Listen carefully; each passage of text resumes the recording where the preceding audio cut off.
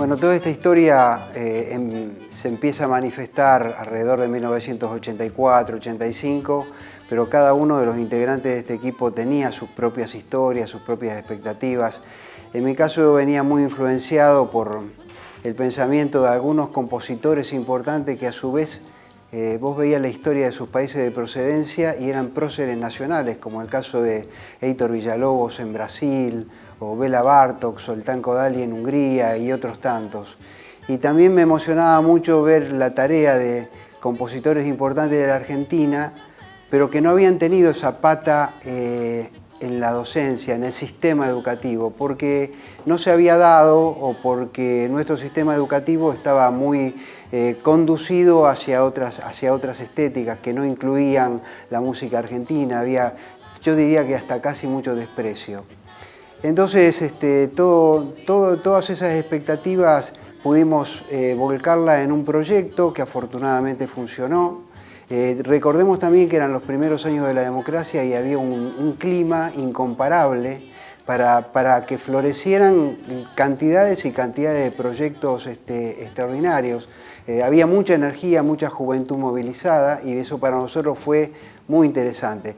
También es cierto que los maestros de música ya veníamos buscando algunos procesos de identificación, de pertenencia a un sector de la educación que muchas veces era considerado como el responsable de los actos escolares, lo cual no está mal, pero nosotros teníamos responsabilidades en el contexto de la educación general. Así que teníamos una asociación muy interesante que era la Asociación de Educadores Musicales y desde allí empezamos a hacer algunas gestiones para lograr trabajar con alguna personalidad, como ya con algunas ventajas lo venían haciendo profesores de educación física. De hecho que fue muy interesante, en las reuniones de circuito que teníamos con nuestras supervisoras salían todos esos temas, muchos maestros que dentro de sus escuelas eran uno más, en la reunión con todos sus colegas eran personas que podían levantar un poco más su voz, expresarse, ganar una participación dentro de los debates acerca de la educación que teníamos.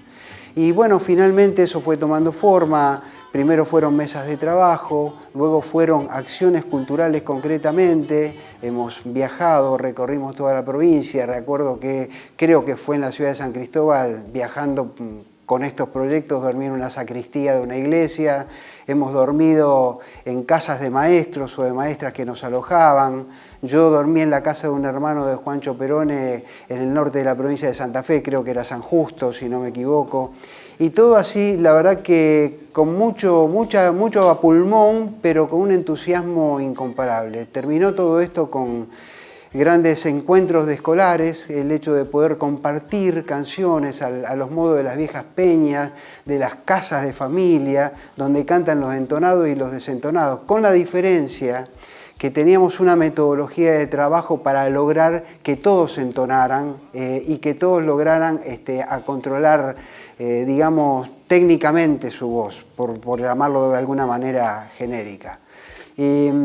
Recuerdo que en las últimas apariciones de este plan en público, tocamos en la cancha de Newell's, en el estadio, y estaba todo el estadio lleno de chicos que habían venido de San Lorenzo, de Cañada de Gómez, de Villa Gobernador Galvez, de todas las localidades vecinas, más los de Rosario, todos con sus maestras de música y sus maestros.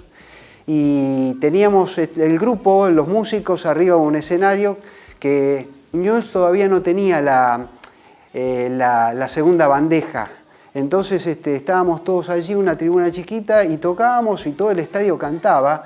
Y era una cosa rarísima, ¿no? Porque eran voces de chicos que no tenían la potencia, no había micrófonos, la cuestión era absolutamente acústica para los coreutas, que eran miles de chicos cantando, y con un hecho muy interesante, cantaban de memoria, lo cual para nosotros era muy importante porque no estaban pendientes de un papel, de leer la letra, y porque eso que ellos habían memorizado lo iban a llevar en su propia conciencia musical durante toda la vida. Entonces, eso fue el final. Lamentablemente las situaciones cambiaron, el sistema capotó con alguna de las crisis que vivió el país y el proyecto se terminó. pero en lo personal fue una experiencia que podríamos decir en gran escala. Esa buena clase de música transformada en miles de clases de música de la mejor calidad posible, en lugares urbanos, en lugares semiurbanos, en las periferias, en los centros, en el interior, en pueblos, en comunas. Recuerdo muy lindos encuentros en Venado Tuerto, en Villa Constitución, en Cañada de Gómez. Íbamos y también participaban de esos encuentros los músicos del lugar.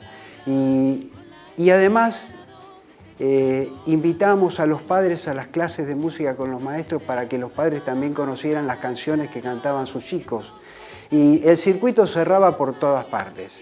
Editamos 2 libros que contenían las canciones. Las 2 maestras que integraban el grupo, Miriam Cubelos y Tati Francesio, tenían a su cargo todas las canciones porque la idea era respetar el registro musical de las voces de los niños, no hacerlos cantar forzadamente en tonalidades que no correspondían. Luego también buscamos tener versiones que fueran, diríamos, blancas, en el sentido de que no conllevaran el mensaje que tiene la voz del intérprete. De modo de que los chicos cantaran la canción, pero sin tener que estar pareciéndose a tal o a cual, por buena que fuera la versión de tal o cual intérprete. Y como eso se cuidaron infinidad de detalles propios de maestros, cosas que las saben los maestros en las escuelas. Como siguen pidiéndonos estos materiales a uno o a otro en distintos encuentros, y como esto nunca se multiplicó, digamos, desde el punto de vista editorial, fueron cosas que eran copias de cassette a cassette, como bien se llama el libro, Apuntes de Maestro a Maestro. Decidimos reunirnos, darle un formato que nos permita hacer circular esta información en las redes y que todo quien quiera recurrir a esto pueda hacerlo libremente.